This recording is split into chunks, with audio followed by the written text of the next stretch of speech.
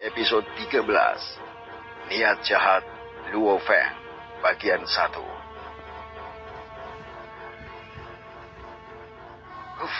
Sepertinya aku harus mengambil resiko. Fei Hung tidak punya pilihan selain mengarahkan indera spiritualnya ke bola kristal itu. Begitu indera spiritual Fei Hung bersentuhan dengan bola kecil di dalam dantiannya, inderanya diserap bersama dengan kesadaran Fei Hung dengan cepat di dalamnya. Ketika Fei Hung membuka matanya, dia tercengang. Bola kristal ini ternyata memiliki ruang di dalamnya. Sebenarnya, kristal itu adalah benar-benar sebuah dunia kecil. Hanya saja, tidak seperti dunia saku sebelumnya. Dunia ini jauh lebih besar. Di mana Fei Hung berdiri saat ini, itu adalah ukuran sebuah ruangan. Segala sesuatu di sekitarnya menyala dan hidup, tetapi di luar ruangan itu, ada garis seperti lapisannya membatasi ruang di mana dia berada. Sementara di luarnya agak gelap dan sebagian besar buram, seolah-olah dari batas itu, ruang itu tak bernyawa. Fei Hung berhasil melihat ruang yang sangat besar di luar tempat dia berada. Dia mencoba berjalan, melewati batas yang membedakan antara tembus cahaya dan buram. Tapi ada penghalang tak terlihat yang menghalangi jalannya.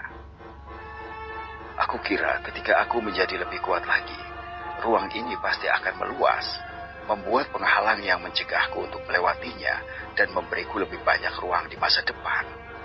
Fei Hung berpikir sejenak. Dia telah mendengar tentang immortal terdahulu di alam dewa yang sangat kuat.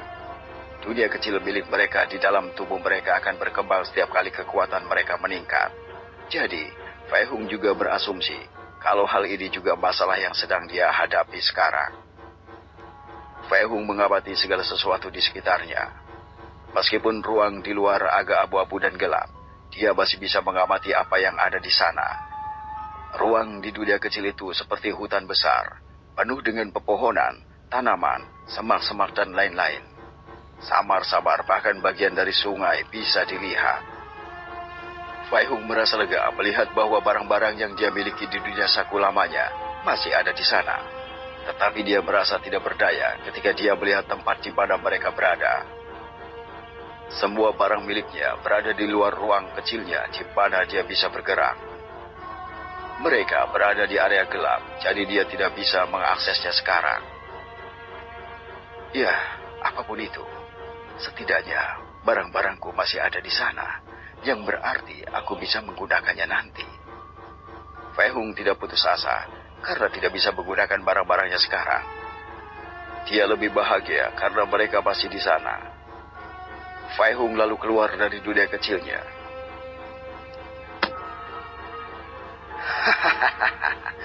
Lingxi, aku datang kembali untukmu. Tepat ketika Fei Hung mulai berpikir tentang bagaimana cara membuka segel di dalam tubuhnya, sebuah suara teriakan terdengar dari luar kamarnya. Kejadian sebelumnya di kediaman Luo Feng. Tuan, apa yang harus kita lakukan sekarang? Salah satu pelayannya bertanya kepada Luo Feng yang masih mengelus perutnya karena rasa sakit akibat pukulan Mushen.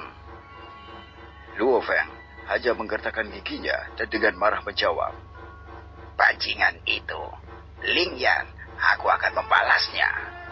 Tuan muda, bagaimana jika kau memberitahu kakak tuan muda tentang masalah ini? Mungkin dia bisa membantumu dan menangani orang itu. Pelayan lain di sebelahnya datang dengan ide untuk membantu pemikiran Luo Feng. Jangan menyebutkan hal itu sekarang. Aku tidak bisa mengganggu kakak laki-lakiku. Dia sedang dalam kultivasi tertutup untuk menerobos ke ranah Raja Bintang 2. Luo Feng menyangkal gagasan itu. Meskipun pada awalnya dia ingin meminta bantuan kakak laki-lakinya, dia tahu bahwa jika dia pergi menemuinya, dia bisa mengganggu kakak laki-lakinya. Jadi, dia memutuskan untuk melakukannya sendiri kali ini. Lingxi hanya bisa menjadi milikku. Aku butuh cara bagaimana untuk mendapatkannya. Bajingan Ling Yan itu telah menolak dan tidak akan pernah membiarkanku mendekati Lingxi. Aku bisa memberi mereka semua yang mereka butuhkan, tetapi mereka menolak. Luo Feng terus menggertakkan giginya saat dia berbicara tentang apa yang dia inginkan. Sejak saat itu, Ketika Luo Feng pertama kali bertemu Ling Shi, dia masih belum bisa melupakannya. Dia telah menyelidiki kedua persaudaraan itu dan menemukan bahwa Ling Shi ini selalu tertutup dan hampir tidak pernah berhubungan dengan pria manapun. Dia tidak hanya menunjukkan tubuh yang berisi dan montok, tetapi dia menunjukkan kemurnian penuh. Jadi, dia menyimpulkan bahwa Ling Shi ini masih perawan. Ini membuat hati Luo Feng hanya ingin menodainya lagi dan lagi. Keinginan tergelapnya perlahan terbangun, sampai-sampai bahkan jika dia sendirian dengan gadis itu, dia akan mengintimidasinya sepenuhnya. Meskipun Luo Feng telah melihat wanita cantik yang tidak kalah dibandingkan dengan Ling Shi, dia tidak mampu melakukannya. Para wanita cantik ini selain Ling Shi, ada 4 lagi wanita tercantik di seluruh kota Tianyun. 4 wanita paling cantik dan sempurna yang pernah dilihatnya masing-masing milik salah satu dari kelima klan besar. Jadi, dia tidak bisa bergerak dalam bayang-bayang, karena jika ketahuan, itu bisa memicu kebencian dan menyebabkan perang antara klan. Ling Shi juga dianggap sebagai salah satu dari 5 wanita tercantik itu. Tetapi perbedaan antara dia dan yang lainnya adalah, dia tidak memiliki klan besar atau kekuatan di belakangnya. Jadi, Luo Feng menargetkannya terlebih dahulu. Luo Feng berpikir bahwa dengan latar belakang dan kekuatan di belakangnya, akan mudah baginya untuk mendapatkan kecantikan itu. Jadi, mendapatkan Ling Shi ini akan mudah.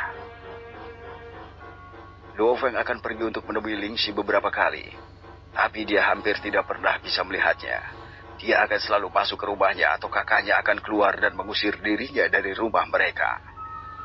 Luo Feng tidak bisa meminta klannya untuk mengambil tindakan terhadap kedua orang bersaudara itu, karena tampaknya ada masalah besar yang sedang mereka bahas tentang serangan binatang iblis di luar kota Tianyun, dan klannya tidak ingin terlibat dalam skandal.